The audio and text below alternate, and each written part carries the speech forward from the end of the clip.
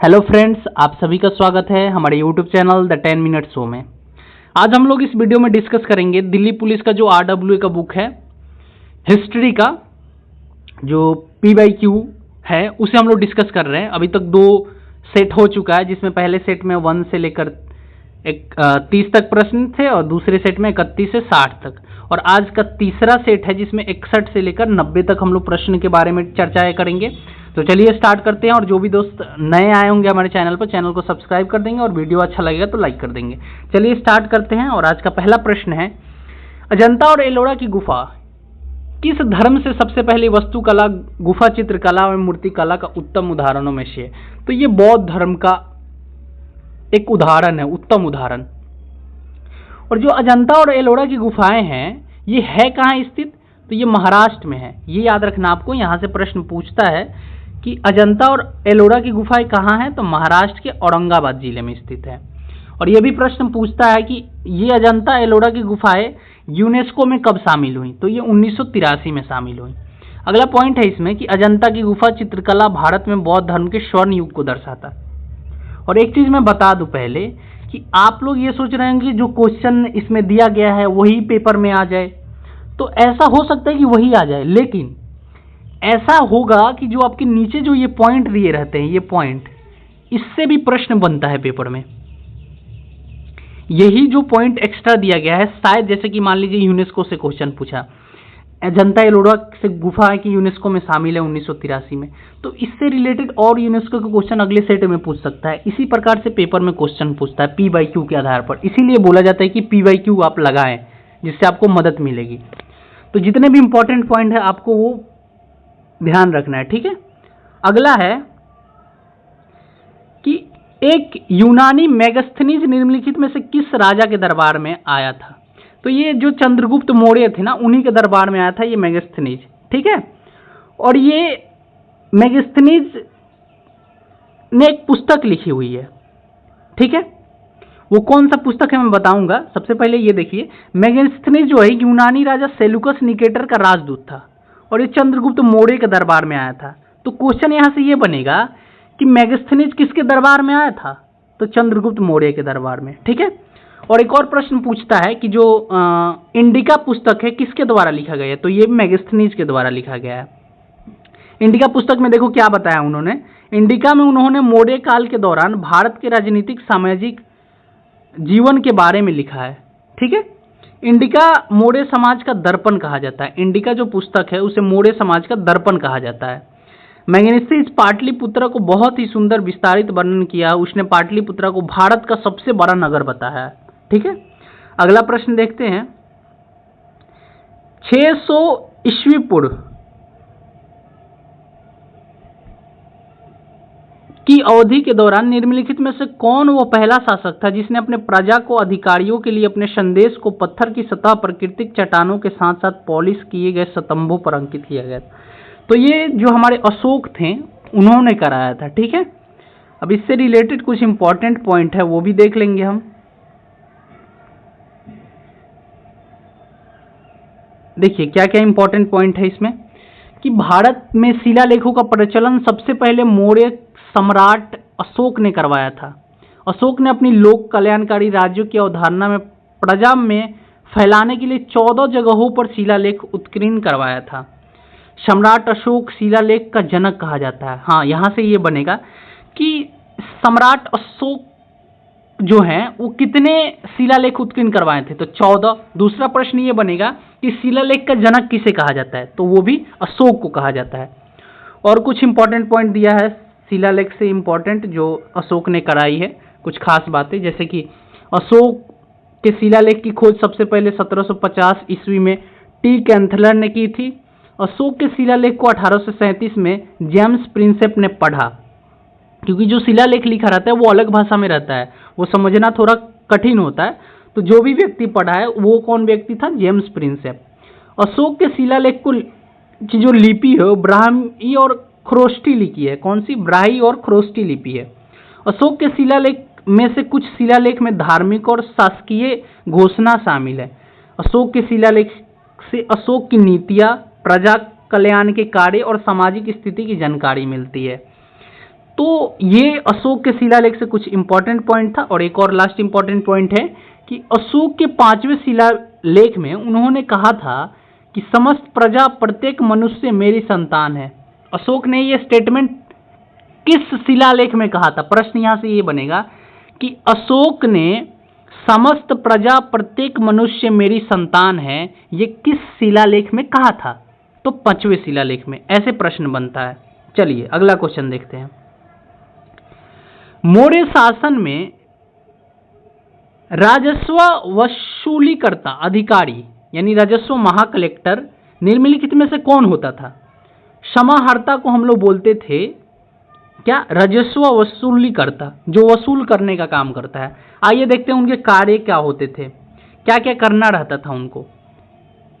तो उनका कार्य क्या था? उनका कार्य था सभी तरह के स्रोत करों को संग्रह करना, मतलब इकट्ठा करना, राज्य की आय व्यय का ब्यौरा रखना, राज्य की वार्षिक बजट तैयार करना, जिले के प्रशासनिक अधिकारों को नियुक्त करना। इनका काम यही रहता था। अब अगला प्रश्न देखते हैं। अगला प्रश्न है कि चंद्रगुप्त मौर्य द्वारा प्राचीन भारत में मौर्य समाज की स्थापना के ठीक पहले निम्नलिखित में से किस राजवंश ने मगध पर शासन किया था? तो नंद वंश ने शासन किया था। नंद वंश का अंतिम राजा था घनानंद, जिसकी हत्या कर चंद्रगुप्त मौर्य ने मौर्य वंश की स्थापना की। चंद्रगुप्त मौर्य ने लगभग 321 ईस्वी पूर्व घनानंद को हराकर मगध पर मौर्य वंश की नवी रखी। यानी मौर्य वंश का संस्थापक कौन है? तो चंद्रगुप्त मौर्य। ठीक है। और नंद वंश के बारे में मैंने कल बताया था। ठीक है। और एक्स्ट्रा कुछ पॉइंट दिया गया है, जैसे कि मगध पर शासन करने वाले कुछ राजवंश, जैसे हर्यक वंश सबसे पहले था, जिसका संस्थापक था बिंबिसार। ठीक है। और शिशुनाग वंश का विस्तार महाजनपद काल में हुआ था। शिशुनाग वंश, पहले हर्यक वंश था, फिर शिशुनाग वंश, फिर नंद वंश आता है, फिर मौर्य वंश आता है। ये मैंने कल के क्लास में बता दिया था। और जिन भी दोस्तों ने ये वीडियो नहीं देखा है, पिछला 2 वीडियो, वो उनको डिस्क्रिप्शन में प्लेलिस्ट का लिंक मिल जाएगा, वहां से जाके वो देख सकते हैं। अगला प्रश्न है कि मौर्य समाज का अंतिम शासक कौन था? तो अंतिम जो शासक था वो बृहदत्त था। बृहदत्त जो था वो मौर्य वंश का अंतिम शासक था। अब देखिए, जो बृहदत्त था ना, उसकी हत्या कर दिया था उसका जो सेनापति था पुष्यमित्र शुंग ने, और उसने हत्या करा था 185 ईस्वी पूर्व में, और उसके बाद उन्होंने शुंग वंश की स्थापना की थी। ठीक है। मौर्य समाज की स्थापना चंद्रगुप्त मौर्य ने की थी, ये तो अभी जस्ट बताया मैंने। अगला है कि बिंदुसार निम्नलिखित में से मौर्य सम्राट का उत्तराधिकारी था। देखिए, बिंदुसार और बिंबिसार, कंफ्यूजन नहीं होना है। बिंबिसार जो था ना, हर्यक वंश का संस्थापक था, और बिंदुसार जो था ना, वो चंद्रगुप्त का उत्तराधिकारी था। चंद्रगुप्त मौर्य का उत्तराधिकारी था। नाम थोड़ा सा एक जैसा लगता है, लेकिन डिफरेंसेस में बहुत ज़्यादा है। अब इसमें कुछ इंपॉर्टेंट पॉइंट है कि चंद्रगुप्त मौर्य का उत्तराधिकारी बिंदुसार हुआ, जो 298 ईस्वी पूर्व में मगध के राजगद्दी पर बैठा। बिंदुसार को अमित्रघात अर्थात शत्रु विनाशक के नाम से जाना जाता है।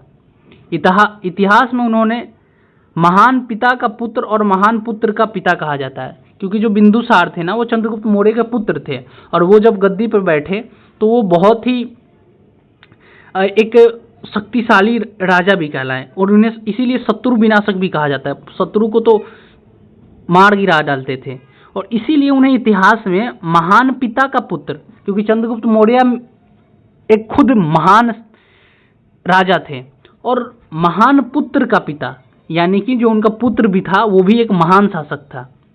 बिंदुसार ने अपने पिता द्वारा जीते गए क्षेत्रों को बरकरार रखा था। मतलब उस क्षेत्र को हारने नहीं दिया था। ठीक है। अगला प्रश्न है कि चंद्रगुप्त मौर्य के शासन काल के दौरान मौर्य की राजधानी पाटलिपुत्र का प्रशासन कितनी समितियों द्वारा प्रबंधित किया जाता है? तो ये 6। ठीक है। कितने? 6। अब 6 कौन कौन से ये देख लीजिए। जो पहला समिति था ना, वो उद्योग तथा शिल्पों का निरीक्षण करता था। दूसरा समिति क्या करता था? विदेशी कार्य को देखरेख करता था। तीसरा समिति जनगणना कराती थी।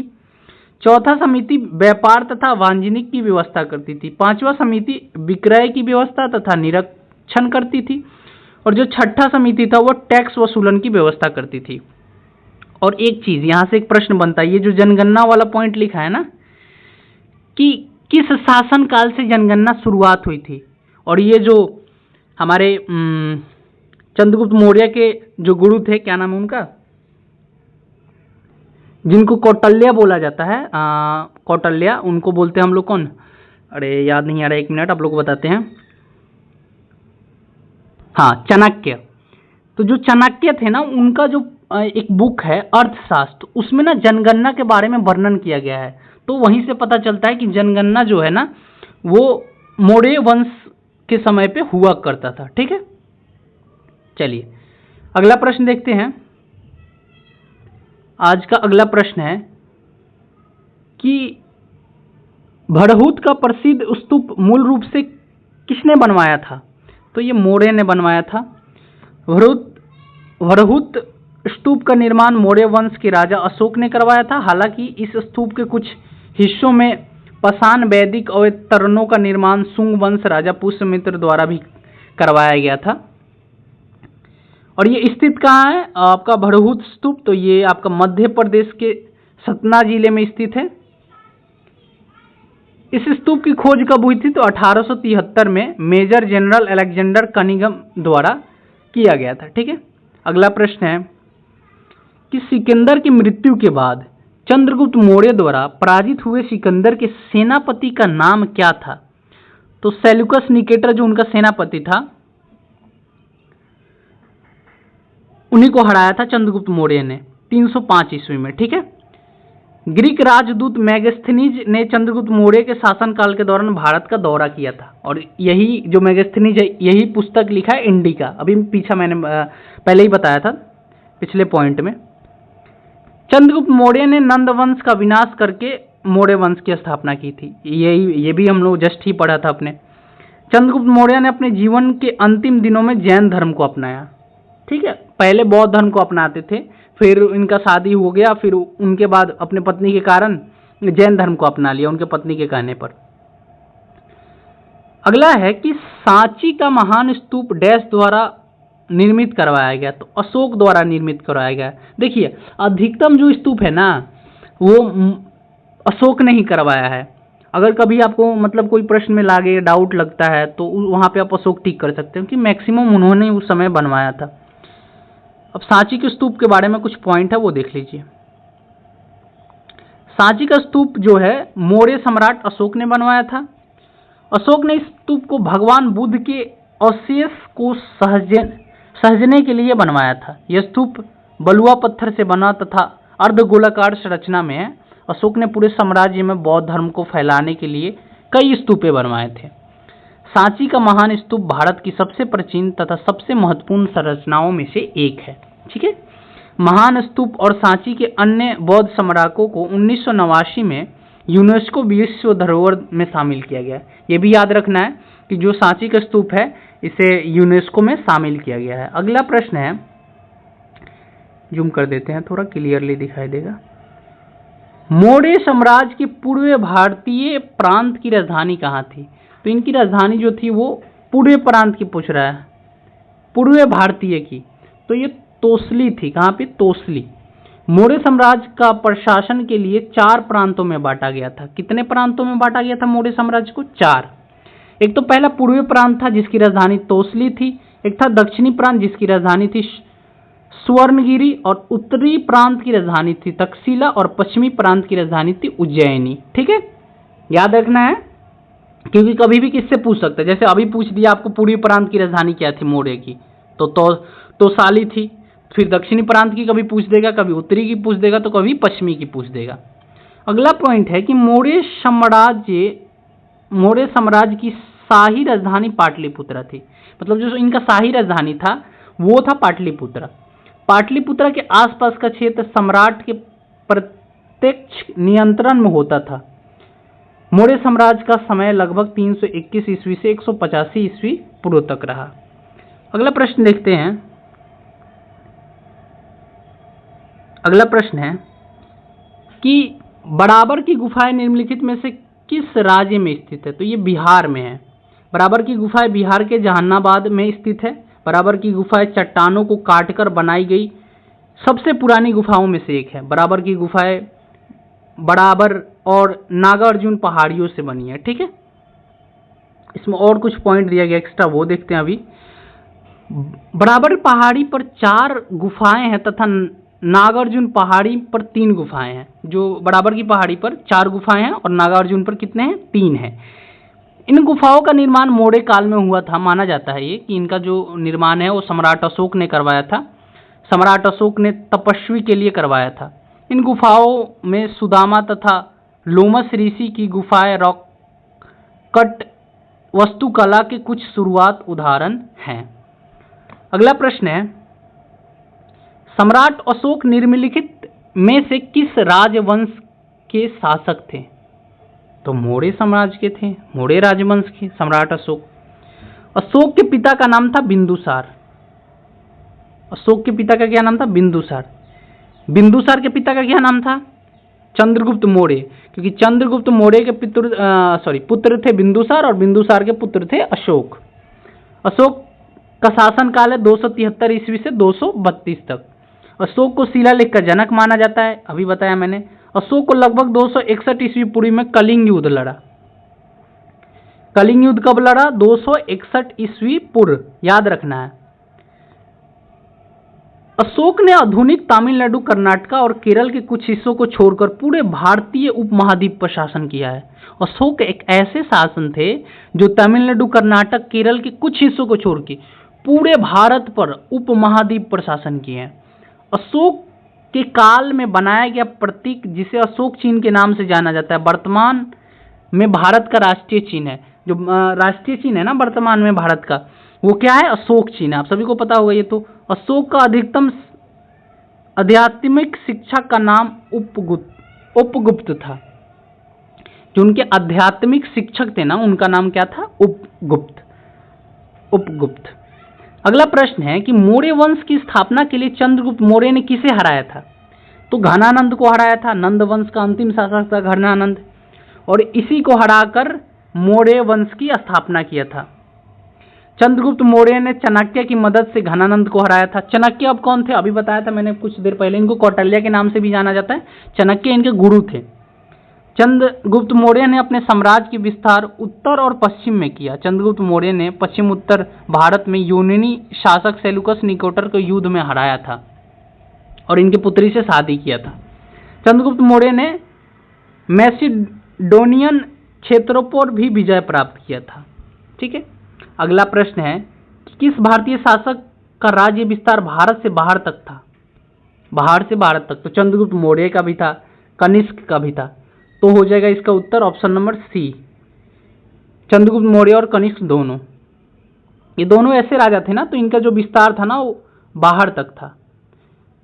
अब देखिए चंद्रगुप्त मौर्य का राज्य विस्तार, चंद्रगुप्त मौर्य का राज्य विस्तार कहाँ तक था? उत्तरी और पूर्वी भारत के साथ साथ बलूचिस्तान, मैसूर और सौराष्ट्र भी शामिल था।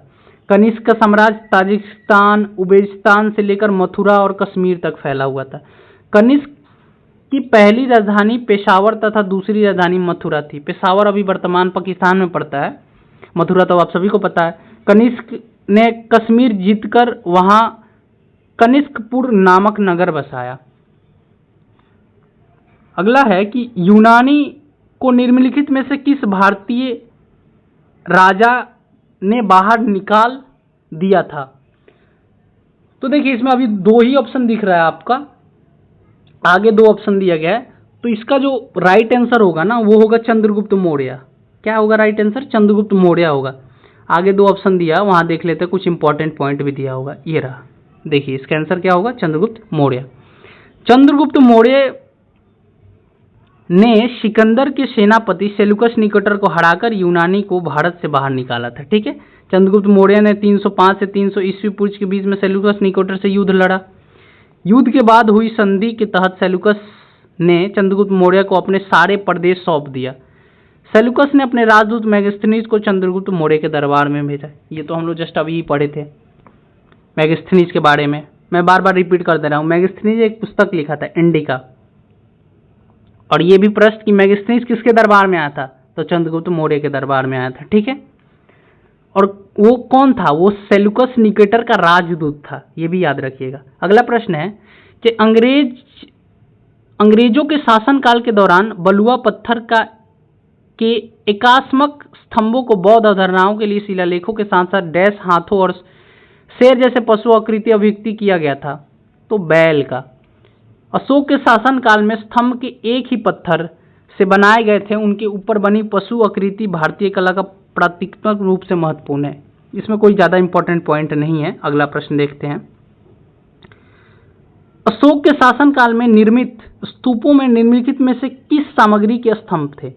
तो ज्यादातर जो होते थे ना वो पत्थर के बने होते थे, ठीक है। अशोक स्तंभ एकात्मक अर्थात एक ही पत्थर से तरासकार बनाए गए थे। मतलब एकात्मक मतलब कि एक ही पत्थर से बनाया जाता था। इन स्तंभों को धर्म प्रचार के लिए देश विभिन्न भागों में स्थापित किया गया था। मतलब एक ही जगह पे नहीं किया गया था, विभिन्न जगहों पे किया गया था। अगला प्रश्न है कि मौर्य काल की जानकारी का स्रोत दीपवंश और महावंश नामक बौद्ध ग्रंथ निम्नलिखित में से किस देश से संबंधित है? देखिए, दो आपका बौद्ध ग्रंथ है, एक है दीपवंश और एक है महावंश। और इसका जो जानकारी मिलता है तो ये श्रीलंका से मिलता है। कि श्रीलंका देश से संबंधित है। कौन से? दीपवंश और महावंश बौद्ध ग्रंथ। तो कभी ये भी प्रश्न पूछ दे कि बताइए कि दीपवंश और महावंश जो ग्रंथ है वो किस देश का है? तो श्रीलंका का, ठीक है। अगला प्रश्न देखते हैं। शिलालेखों के अध्ययन को क्या कहा जाता है? तो एपिग्राफी कहा जाता है। क्या कहा जाता है? एपिग्राफी। शिलालेख का जो अध्ययन होता है एपिग्राफी कहलाता है। शिलालेख के अध्ययन को एपिग्राफी कहा जाता है। शिलालेख को पूरा लेख भी कहा जाता है। शिलालेख प्राचीन समय की घटित घटनाओं तथा उससे संबंधित व्यक्तियों के बारे में जानकारी हासिल करने का एक प्रमुख स्रोत है, ठीक है। कि कोई भी जो पुरानी घटना घटी है उनके बारे में हमें आइडिया मिलता है। अगला है कि प्रसिद्ध सांची स्तूप कहाँ स्थित है? ये प्रश्न आया था कि सांची स्तूप किसने बनवाया है? तो अशोक ने बनवाया था। स्थित कहाँ है? तो मध्य प्रदेश में स्थित है। अब इससे कुछ रिलेटेड इंपॉर्टेंट पॉइंट दिया हुआ, चलिए देख लेते हैं। मध्य प्रदेश में स्थित है और सम्राट अशोक ने 3री शताब्दी में इसका निर्माण करवाया था, ठीक है। सांची स्तूप बौद्ध का एक महत्वपूर्ण तीर्थ स्थल है। सांची स्तूप को महान स्तूप के नाम से भी जाना जाता है। ये चीज हम लोग पहले ही पढ़ चुके हैं। अगला पॉइंट है, प्रश्न है कि किसने धर्मकता द्वारा विजय की नीति विकसित की थी? तो सम्राट अशोक ने किया था, ठीक है। किसने किया था? सम्राट अशोक ने। सम्राट अशोक जो थे उनका जन्म हुआ था 304 ईस्वी पाटलिपुत्रा में। अशोक 268 ईस्वी, कुछ सूत्रों में जो कुछ स्रोत हैं उनसे 272 ईस्वी भी मिलता है, मगध सिंहासन पर बैठा था। अशोक की मृत्यु 232 ईस्वी में हुई थी। अशोक को देवनामा प्रियदर्शी के नाम से भी जाना जाता है। किस नाम से? देवनाम प्रियदर्शी के नाम से भी जाना जाता है। ये पॉइंट आपको याद रखना है। अगला प्रश्न है कि प्रसिद्ध कालिंग युद्ध ने सम्राट अशोक को युद्ध छोड़ने और बौद्ध धर्म अपनाने के लिए प्रेरित किया था। यह युद्ध उड़ीसा में कब लड़ा गया था? कालिंग का युद्ध किसके किसके बीच लड़ा गया था, अभी ये बताएंगे। तो कालिंग का युद्ध सबसे पहले तो एक नाम आपको याद रखना चाहिए, अशोक। और ये लड़ा कब गया था? पहले तो 261 ईस्वी पूर्व लड़ा गया था। सम्राट अशोक ने युद्ध छोड़ने तथा बौद्ध धर्म अपनाने का फैसला कलिंग युद्ध में ही भयंकर नरसंहार को देखते हुए किया था। कलिंग युद्ध सम्राट अशोक और कलिंग के राजा अनंत पद्मनाभन के मध्य हुआ था। किनके बीच? अनंत पद्मनाभन और अशोक के बीच हुआ था, ठीक है। इस युद्ध में सम्राट अशोक विजय हुए, जिसका उल्लेख कहां से मिलता है? 13वें शिलालेख में वर्णित है। अगला प्रश्न है कि सम्राट अशोक ने पत्थर के स्तंभों और पत्थर के तख्तों पर अपने कितने आदेश उत्कीर्ण करवाकर अपने राज्य के प्रमुख स्थानों पर स्थापित किया ताकि लोग तदनुसार आचरण कर सके? तो 14। ये तो अभी जस्ट पीछे पड़ा था। 14 उनके टोटल शिलालेख थे। 14 शिलालेख के द्वारा प्राप्त होती है। सम्राट अशोक के शिलालेख सबसे पहले 1837 में जेम्स प्रिंसेप द्वारा पढ़ा गया था। अब देखिए, शिलालेख में से 4 शिलालेख दिए हैं, प्रमुख शिलालेख। प्रथम जो शिलालेख में उसमें पशु बलि पर प्रतिबंध लगाया गया। समस्त प्रजा मेरी संतान जैसी है। इसमें कहें पशु बलि पर पहले तो प्रतिबंध लगाएगा और उन्होंने कहा कि समस्त प्रजा मेरी संतान जैसी है। दूसरे में मानव एवं पशु चिकित्सी तथा लोक कल्याणी कार्य हुआ। चोल पांडे एवं सतीयुक्त अवे केरल पुत्र की चर्चा की गई। तीसरे में प्रत्येक 5वें वर्ष राजकीय अधिकारियों दौड़ करने का आदेश दिया गया। चौथे में धर्म आचरण के भैरी नाद के माध्यम से धम्म का उद्घोष किया गया। तो ये शिलालेख से संबंधित पॉइंट था। अगला आ गया प्रश्न जो मैं पहले कुछ देर पहले बता रहा आपको कौटिल्य के बारे में। कौटिल्य का अर्थशास्त्र हमें किस वंश प्रशासन के बारे में जानकारी देता है? मौर्य वंश के बारे में। क्यों? कौटिल्य कौन थे? चंद्रगुप्त मौर्य के गुरु थे। अर्थशास्त्र पुस्तक मौर्यकालीन राजनीतिक, सामाजिक व्यवस्था आदि विभिन्न प्रकार की जानकारी देती है। ठीक है। अगला है कि अशोक ने धम्म के प्रचार के लिए किस नए पद का निर्माण किया था? तो धम्म महापत्र का निर्माण किया था। धम्म महामंत्र का। अशोक ने धम्म प्रचार के लिए धम्म महामंत्र निर्माण करवाया। प्राचीन भारत में राज्य शासन व्यवस्था के अंतर्गत धम्म महापत्र नामक राज्य कर्मचारियों को नियुक्त होती थी और धम्म महामात्र का कार्य राज्य में धर्म अनुशासन का निर्माण करने से था। ठीक है। नेक्स्ट प्रश्न देखते हैं। शुंग राजवंश की स्थापना निम्नलिखित में से किसके द्वारा की गई थी? पुष्यमित्र द्वारा किया गया था। पुष्यमित्र किसका हत्या करके? बृहदत्त जो मौर्य वंश का अंतिम शासक था उसका हत्या करके किसकी स्थापना किया था? शुंग वंश का। अब देख लेते हैं कुछ इंपॉर्टेंट पॉइंट है। शुंग वंश की स्थापना पुष्यमित्र ने किया। पुष्यमित्र ने लगभग 185 ईस्वी में अंतिम सम्राट बृहदत्त की हत्या करके शुंग वंश की स्थापना की। पुष्यमित्र शुंग ने मौर्य सेना में से एक सेनापति थे। शुंग वंश ने लगभग 185 से 73 ईस्वी पूर्व तक उत्तरी भारतीय उपमहाद्वीप के ज्यादातर हिस्सों पर शासन किया। शुंग वंश की राजधानी पाटलिपुत्रा और विदिशा थी। भरभूत स्तूप का निर्माण का श्रेय पुष्यमित्र शुंग को जाता है। शुंग के अंतिम शासक देवभूति की हत्या उनके मंत्री वासुदेव ने की थी और शुंग वंश के बाद कण्व वंश की स्थापना किया वासुदेव ने। ठीक है। अगला प्रश्न है कि निम्नलिखित में से कौन प्राचीन भारत में कुषाणों की दूसरी राजधानी थी? तो मथुरा। और यह आज का सेकंड लास्ट प्रश्न होगा। अब देखिए कुछ इंपॉर्टेंट पॉइंट है। क्या क्या पॉइंट है देख लेते हैं। कुषाणों की पहली राजधानी पुरुषपुर थी जो अब पाकिस्तान के पेशावर शहर में है। इनकी मूल निवास स्थान चीन की सीमा पर स्थित तुर्किस्तान था। कुषाणों ने पहली 3री शताब्दी ईस्वी तक दक्षिण एशिया में शासन किया। कुषाणों अपने साम्राज्य के मध्य एशिया, ईरान, अफगानिस्तान, पाकिस्तान, उत्तर भारत के एक बड़ा हिस्सा शामिल किया। कनिष्क ने शक संवत की शुरुआत की थी। कनिष्क ने कश्मीर के कुंडलवन में चौथे बौद्ध संगति का योजना करवाया था। कल बौद्ध संगति के बारे में हम लोगों ने डिस्कस किया था, चारों बौद्ध संगति। तो जो चौथा बौद्ध संगति था वो कुंडलवन में हुआ था, तो कनिष्क के समय ही हुआ था। और कनिष्क जो था वो बौद्ध धर्म का महायान संप्रदाय का अनुयायी था। और आज का ये लास्ट प्रश्न है कि कनिष्क किस वंश का महान राजा था। तो कुषाण वंश का था। कनिष्क कुषाण वंश का महान राजा था। कुषाण वंश का संस्थापक कडफिसेस को कहा जाता है, जो 1500 ईस्वी से 65 ईस्वी तक हुआ था। ठीक है। तो ये आपके 19 प्रश्न हो गए। ठीक है। अब अगला जो सेट आएगा उसमें 91 से आपका 120 तक प्रश्न रहेगा। तो मिलते हैं नेक्स्ट वीडियो में। और वीडियो अच्छा लगा हो तो लाइक कर दीजिएगा और चैनल को सब्सक्राइब कर दीजिएगा। जय हिंद, जय भारत।